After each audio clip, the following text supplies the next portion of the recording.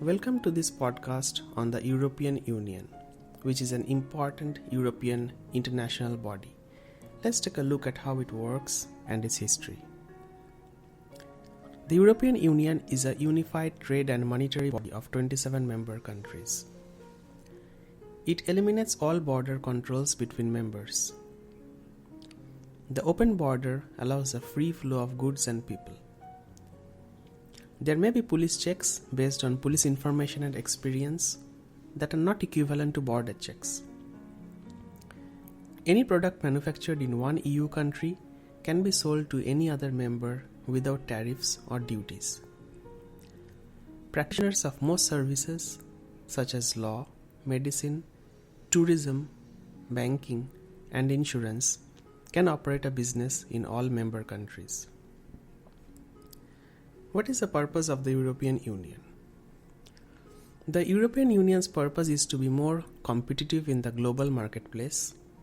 At the same time, it must balance the needs of its independent fiscal and political members.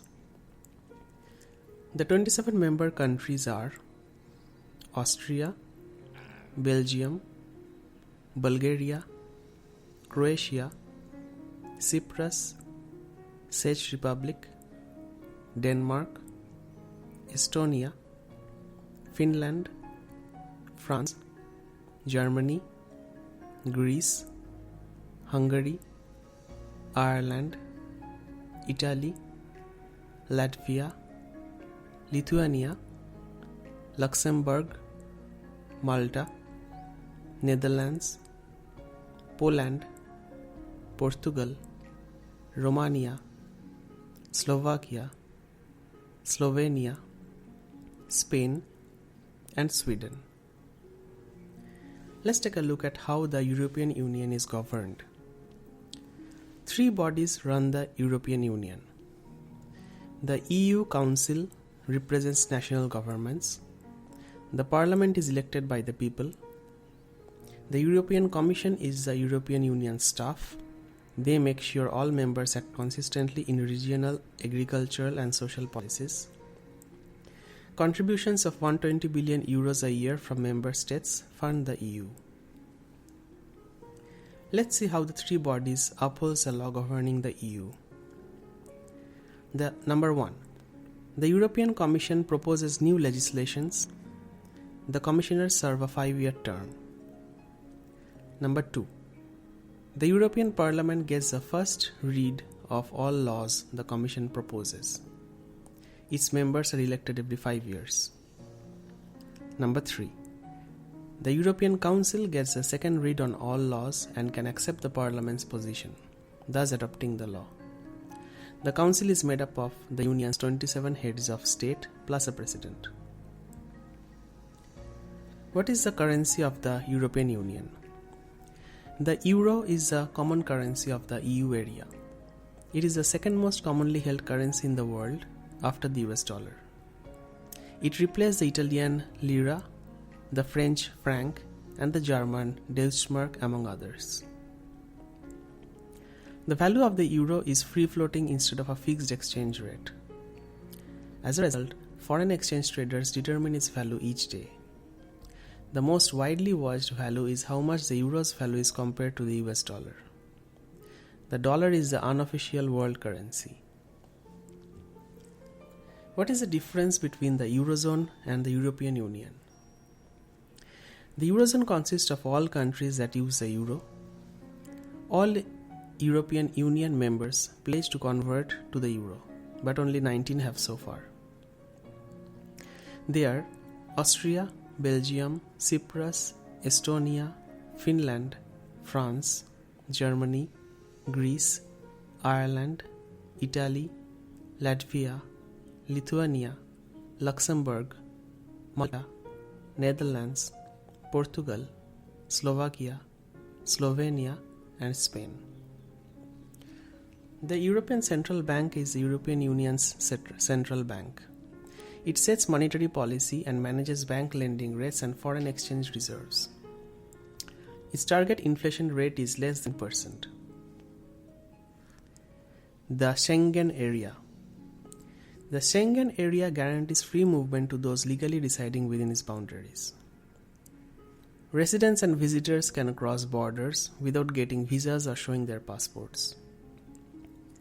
In total, there are 26 members of the Schengen Area. They are Austria, Belgium, Czech Republic, Denmark, Estonia, Finland, France, Germany, Greece, Hungary, Iceland, Italy, Latvia, Lisbon, Lithuania, Luxembourg, Malta, Netherlands, Norway, Poland, Portugal, Slovakia, Slovenia, Spain, Sweden, and Switzerland. One EU country, Ireland, has declined the Schengen benefits. 4 non-EU countries, Iceland, Liechtenstein, Norway, and Switzerland, have adopted the Schengen Agreement. 3 territories are special members of the European Union and part of the Schengen Area: the Azores, Madeira, and the Canary Islands. 3 countries have open borders with the Schengen Area: Monaco, San Marino, and Vatican City. Let's take a look at the history of the European Union. In 1950, the concept of a European trade area was first established. The European Coal and Steel Community had 6 founding members: Belgium, France, Germany, Italy, Luxembourg, and the Netherlands. In 1957, the Treaty of Rome established a common market. It eliminated customs duties in 1968. It put in place standard policies, particularly in trade and agriculture. In 1973, the ECSC added Denmark, Ireland, and the United Kingdom. It created its first parliament in 1979. Greece joined in 1981, followed by Spain and Portugal in 1986. In 1993, the Treaty of Maastricht established the European Union Common Market. 2 years later, the European Union added Austria, Sweden, and Finland. In 2004, 12 more countries joined: Cyprus, Czech Republic, Estonia, Hungary, Latvia, Lithuania, Malta, Poland, Slovakia, and Slovenia. Bulgaria and Romania joined in 2007.